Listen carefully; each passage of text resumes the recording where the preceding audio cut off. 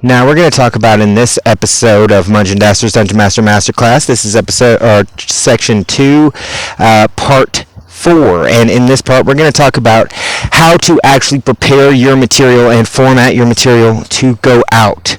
Now, if you're going to release on Dungeon Masters Guild, which we're going to go through the whole process of how to get your stuff on Dungeon Masters Guild in probably the next video, but if you're going to put your stuff out on Dungeon Masters Guild, you're going to want to have it looking at least kind of nice. And the way that I would do that is I use Google Drive. If you look at the Curse of the Pumpkin Witch, the PDF which was sent with the first email, I did that completely in Google Drive, like just with Google Drive. Excuse me, nothing fancy, nothing, I didn't use any special editing, and it is still to this day my best-selling module, period. If you look at The Light on the Mountaintop, which I believe I sent out as well, that one was done with a website called Homebrewery. It's homebrewery.criticalhit.com, I believe, and it is a excellent website that formats everything to look exactly like a Dungeons & Dragons page. So what you're going to want to do is you're going to want to get your best content, get it together looking as good as you can. On Google Drive, you can save it as a PDF, or Homebrewery will allow you to export it as a PDF yourself. So you get your PDF of your file. You make an account on Dungeon Masters Guild. Okay, so we're just going to go over it all in this video, like why not? You make an account on Dungeon Masters Guild. Now, when you sign up to Dungeon Masters Guild, they basically give you a deal.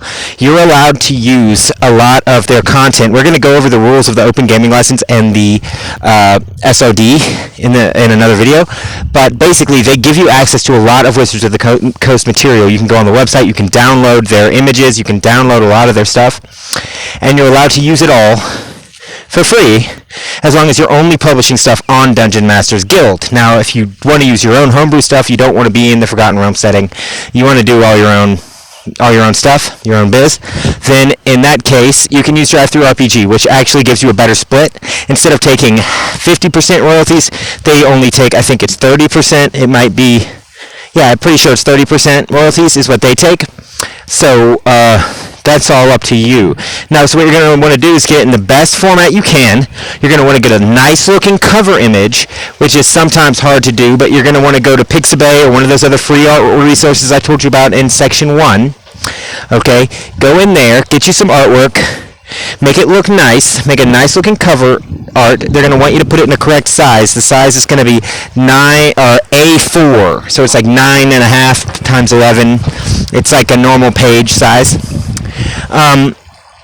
And you're going to want to get it in that size. They have a special logo that they're going to give you when you sign up to be a creator on Dungeon Masters Guild. They give you a logo, and you have to drop that logo onto your art.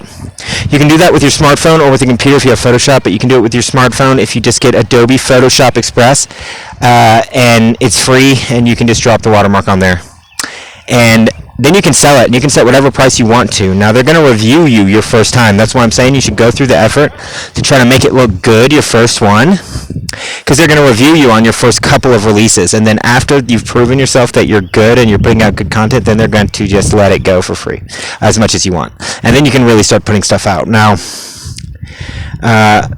hopefully that goes over everything about how to take an idea and put it out on Dungeon Masters Guild. Now, what you should do is go on to Dungeon Masters Guild and really look around for a minute and see what people are selling, because in the Guild Adept section, which is, I believe, the name of the section where it's just like user-contributed items, they have a ton of interesting stuff. People are selling subclasses. People are selling all kinds of stuff that you wouldn't expect to see people selling on there. So anyway, go ahead and check that out, and then we'll proceed with the next lesson. Hopefully you can get something up and for sale.